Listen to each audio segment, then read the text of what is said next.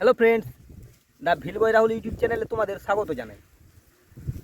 যা রোদ পড়েছে, এই রোদের মধ্যেও আমি ছাগলগুলোকে এখন চড়াচ্ছি, যদিও কারণ 12টা পর্যন্ত চড়াবো আর এখনও 12টা বাজতে বাকি আছে।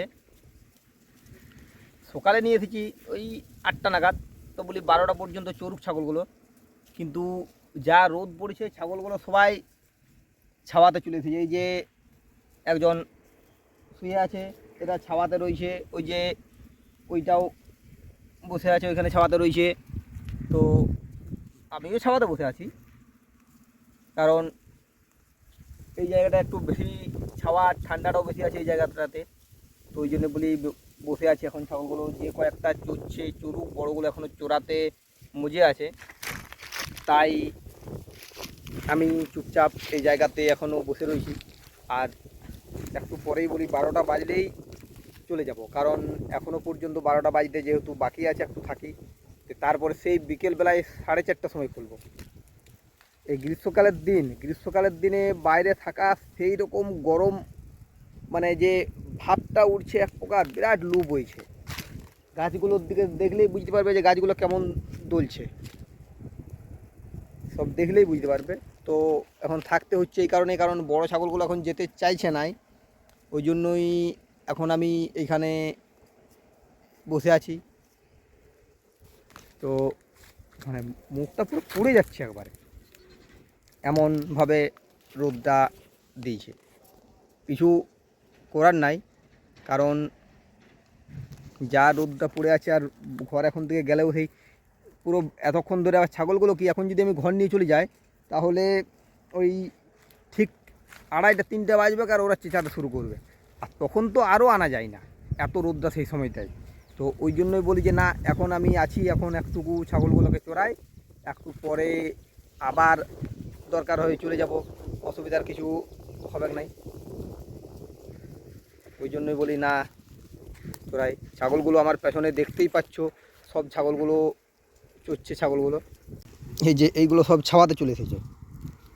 এই যে যেগুলো একটু ছোট, সেগুলো সব ছাওয়াতে আছে, কিন্তু বড়গুলো চড়ছে এখনো।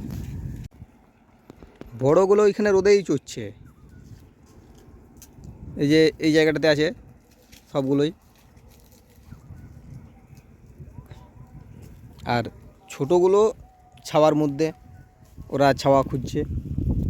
এই যে এইখানে, এই যে এইখানে গাছতলে একজন দাঁড়ায় আছে, এই যে এইখানে দাঁড়াইছে। এরা তো আবার 3জনে শুয়ে পড়েছে। প্রচণ্ড রোদের চার বললে কি হবে। মানে এই রোদে ছাগল চড়ানোটা সত্যিই চারটিখানি ব্যাপার নয়। যারা চড়ায় তারাই বুঝতে পারে যে কি অবস্থা। এই রোদে বাইরে বেরোনোই উচিত নয়, কিন্তু আমাদের কিচ্ছু করার থাকে না, ছাগলগুলোকে চড়াতেই হবে। আমরা যেহেতু মুক্তচারণ পদ্ধতিতে ছাগল পালন করি, আমাদের ছাগলের জন্য ঘরে খাবারের সেরকম কোনো ব্যবস্থা থাকে না। আমাদের ছাগল মাঠে ঘাটেই চড়ে খায়, তাই আমাদেরকে আসতেই হবে, কারণ আমরা ছাগলের লাভ দেখতে যাই ছাগল পালনে। এই কারণেই একটুকু পরিশ্রম আমাদেরকে করতে হয়, বাড়তি পরিশ্রম করতে হয় বলেই আমরাও সেই কিচ্ছু করার থাকছে না। আর যাই হোক, যেমনই অবস্থা চলছে চলুক, একটুকু করি আর কি। ছাগল পালনে যখন এসেছি তখন এটা করতেই হবে, তাছাড়া উপায় তো কিছু নাই। আর অন্য কোনো কার্যও করি না, আর সেরকম কোনো কাজের সুযোগও থাকে না। আর সেইভাবে ছাগলগুলোও পালন করি না, মুক্তচারণ পদ্ধতিতে পালন করি, তাই বাধ্য হয়েই আমাদেরকে থাকতে হয়। আমার মতো শুধু আমি না, আমাদের গ্রামাঞ্চলে অনেকেই ওই সাইডে, আমার যে পিছন দিকটা রয়েছে ওই সাইডে অনেকেই ছাগল চড়াচ্ছে। আমাদের পাশের গ্রামে আছে, আমি এই সাইডে চলে এলাম, কারণ আমি এবার আস্তে আস্তে ঘরের দিকে যাচ্ছি। ওই জন্য বলি যে না, ওইদিকে আমিও ছিলাম, না থাকা নয়, ওইদিকে ছিলাম। যখন সকালে আসি, প্রথমে ডাইরেক্ট ওই পর্যন্ত, গ্রামের শেষ পর্যন্ত গিয়ে ওই যে বড়ো পুকুরটা পর্যন্ত ছিলাম। ওইখানে গিয়ে আস্তে আস্তে উপর থেকে আমি ছাগলগুলো তুলতে শুরু করি। ছাগলগুলো এবার আস্তে আস্তে, এখন যদি একবার তেড়ে দিই, ছাগলও ঘর চলে যাবে। আর তারপরে কি, মানে ওই জন্যে আমি বিশেষ করে এক নিয়ে যেতে চাইছি না, যে এখনই বললাম যে 2-2:30টার থেকে আবার চেঁচাতে শুরু করবে। তো যাই হোক, এবারে চলে যাবো, আর বেশিক্ষণ থাকবো না।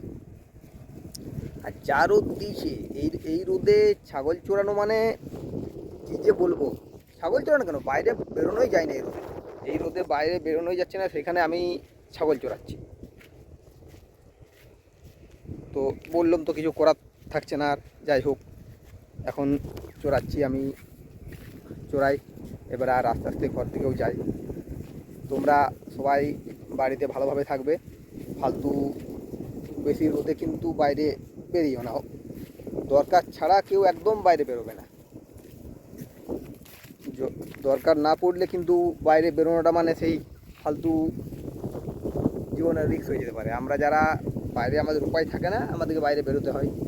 তো যাই হোক, আজকের ভিডিওটা আমি এইখানেই শেষ করছি। যদি আমার ভিডিওটা আপনাদের ভালো লাগে তো ভিডিওটিকে লাইক, কমেন্ট ও শেয়ার করুন, আর আমার চ্যানেলটিকে সাবস্ক্রাইব করুন। এরপরে আপনাদের সাথে দেখা হবে নেক্সট ভিডিওতে।